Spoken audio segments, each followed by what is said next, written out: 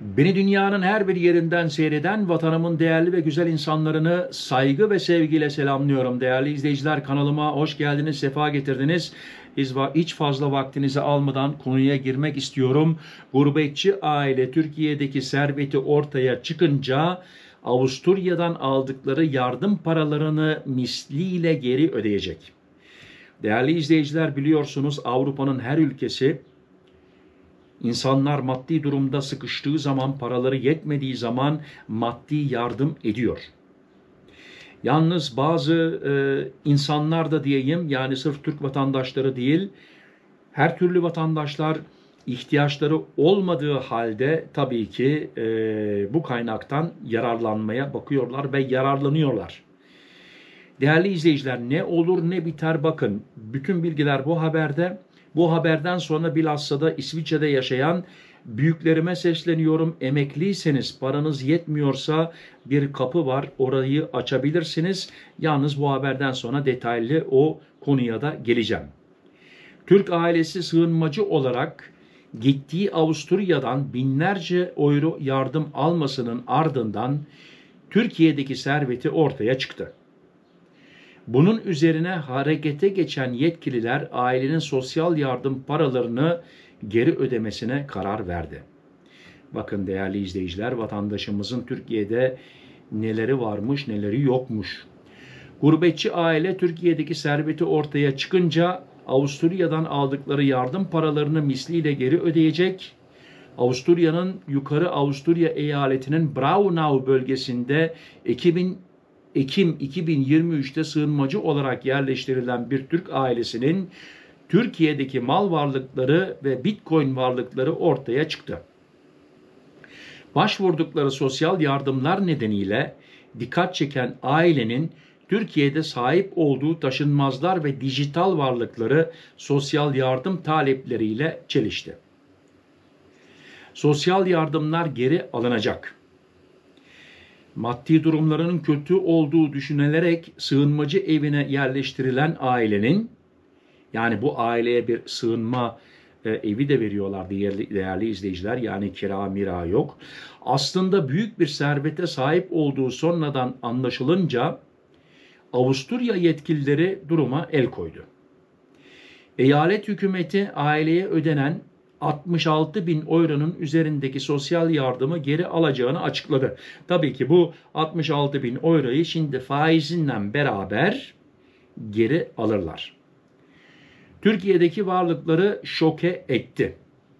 Yani vatandaşımızın Türkiye'de durumu o kadar pek kötü değilmiş. Ben öyle görüyorum. Sizler nasıl görüyorsunuz değerli izleyiciler? Tabii ki yorumlarda yazarsınız ve bu konuda ne düşünüyorsunuz yazarsanız ben de memnun olurum. Abonelerim de memnun olur ve bazı bir şeylerde tekrar öğrenmiş oluruz.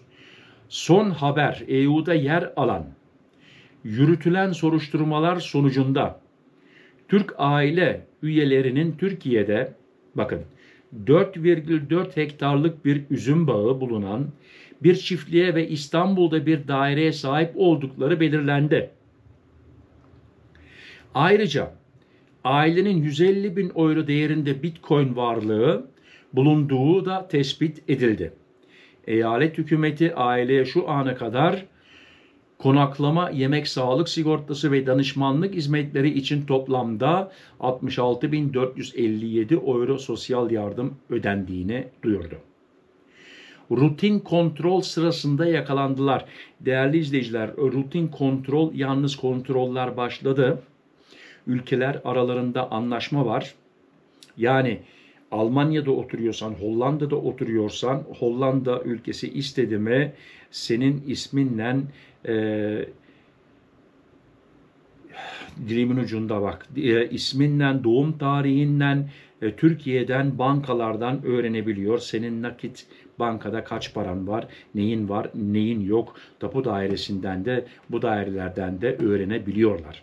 Ailenin mal varlığı yapılan rutin kontrol sırasında ortaya çıktı. 37 yaşındaki babanın cep telefonunda Türk tapu sicilini sorgulayabilen bir mobil uygulama tespit edildi. Adam zaten yakayı kendisi ele vermiş. Uygulama aileye ait tüm taşınmazları detaylı bir şekilde listelemişti. Sorgulanan baba mal varlığını itiraf etti ve Bitcoin cüzdanı kısa sürede tespit edildi. Böyle bir şey oldu mu zararın en kısa yerinden dönerseniz bence en iyisi. Yoksa daha senelerce yardım alırsın bir 10 sene 15 sene daha. Ondan sonra anlaşılırsa bu işin içinden zor çıkarsın derim ben. Benim düşüncem. Aile yardımları geri ödeyecek. Tabii ki değerli izleyiciler sizler de bana yorumlarda bakın tekrar yazabilirsiniz. Ne düşünüyorsunuz? Paraları geri ödemesi lazım. Olayın ardından yukarı Avusturya eyalet hükümeti hızlı bir şekilde harekete geçti ve 20 Temmuz'da aileye resmi bir geri ödeme bildirimi gönderdi. Yani bundan sonra isterse tepe takla atsın bir şey yapamaz. Bu paraları geri ödemesi lazım. Veyahut da o ülkeden kaçması lazım. Aile aldığı 66.450 euroluk yardımı fazlasıyla geri ödemek zorunda kalacak. Değerli izleyiciler kaçması lazım deyince Türkiye'ye dönerse Türkiye'de de bulunur. Yani öyle de böyle de başı ağrır. Onun için tıpış tıpış o 66.000 euroyu şimdiden genç vatandaşımız ödeyebilir. Ondan sonra da başı ağrımaz değeri diyorum ben. Sizler ne diyorsunuz? Yorumlarda yazabilirsiniz. Şimdi videonun başında dedim ki İsviçre'de yaşayan bilhassa emekliler. Değerli izleyiciler, İsviçre pahalı bir ülke. Bazı burada abilerimiz var, emekli olmuşlar. İsviçre'de yaşıyorlar, Türkiye'ye dönmemişler. Neden? Türkiye'de kimseleri yok. Buraya da artık alışmışlar. Adamın ömrü burada geçmiş ve bir kiralık dairede oturanlar var. Yalnız emekli maaşı zar zor ayın sonunu getiriyorlar. Böyle durumda değerli izleyiciler, belki tanıdıklarınız vardır, onlara da bildirebilirsiniz. Hatta bu videoyu da paylaşabilirsiniz. Sesimizi daha fazla ileri duyurmuş oluruz. Ergänzungsleistungen deniyor. Ergänzungsleistungen, İsviçre'de ikamet ettiğin köyün gemeindesine gideceksin. Termin alın Sozialamt'tan ve söyleyin. Bizim paramız yetmiyor, maddi durumumuz iyi değil. Biz ay sonunu zor getiriyoruz. Ve sizden tabii ki o zaman isteyecekler. Ev kirası ne kadar, kaç para alınıyor, nereye ne para ödeniyor ve ondan sonra hesaplanıyor. Her şey masanın üstünde ve Gemeinde diyor ki evet diyor haklısınız diyor. Sizin diyor 300 frank yani 300 euro civarında 400 euro civarında bir hak ettiğiniz yardım parası var. Bunu alabilirsiniz. Değerli izleyiciler. Şimdi bakın maddi durumunuz şöyledir yetiyordur. Ay sonunu getiriyorsundur. Yalnız televizyon bozulur. Ondan sonra İsviçre'nin bir dağ köyünde kalıyorsundur. Arabaya ihtiyacın var alışveriş yapmak için.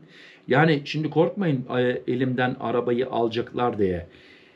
Bunu ispat ederseniz benim arabaya ihtiyacım var. Alışveriş yapmam lazım. Doktora gitmem lazım. Hatta ayda bir kere 2 ayda bir hastaneye kontrola gitmem lazım. Öyle kolay kolay arabayı elinizden alamazlar. Yani bu konuda da korkan vatandaşlarımız var. Maalesef abilerimiz var ve onlara şimdi bakın bilgi olarak veriyorum. Ergänzungsleistungen gittiğiniz zaman size yardımcı olurlar bundan eminim. Değerli izleyiciler tabii ki şimdi tanıdıklarınız vardır, yardım alıyorlardır ama hiç ihtiyaçları yoktur. Olabilir. Kimsenin günahını ben almak istemiyorum. Olabilir. Ama herhangi bir şey oldu mu, araştırma oldu mu yakalandıkları zaman gördüğünüz gibi bu Avusturya'daki kardeşimiz gibi aldıkları maddi yardımı geri ödemeleri lazım ve geri ödemeniz lazım böyle bir şey olursa. Biliyorsunuz İsviçre'den eskiden banka sırrı vardı. Yani bankalar kimseye hiçbir ülkeye söylemezdi Murat Bozdağ'ın şu kadar parası var diye.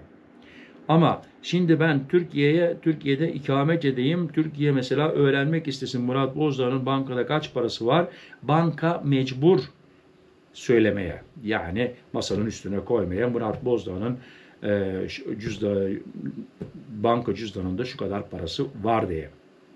Şimdi bazıları, neden bunu söylüyorum? Bazıları Almanya'da yaşıyorlar, İsviçre'ye paralarını gönderiyorlar. Burada bir banka hesapları var, burada kalıyor vergi kaçırmak için filan fincan. Yani bankalar ülkeler arasında birbirine bu bilgileri vermeye mecbur. Değerli izleyiciler, teşekkür ederim. Beni sonuna kadar izlediyseniz, dilim dönmüyor. Teşekkür ederim beni sonuna kadar izlediğiniz için. Bana bir like verirseniz tabii ki sevinirim. Abone olmayan arkadaşlar da şimdi abone olarak bana destek olurlarsa sevinirim, gurur duyarım. Şimdiden teşekkür ediyorum ve kocaman YouTube ailemize hoş geldiniz diyorum. Kendinize dikkat edin, sıhhatinize dikkat edin. Sıhhatli kalın, benimle kalın. Hoşça kalın. Murat.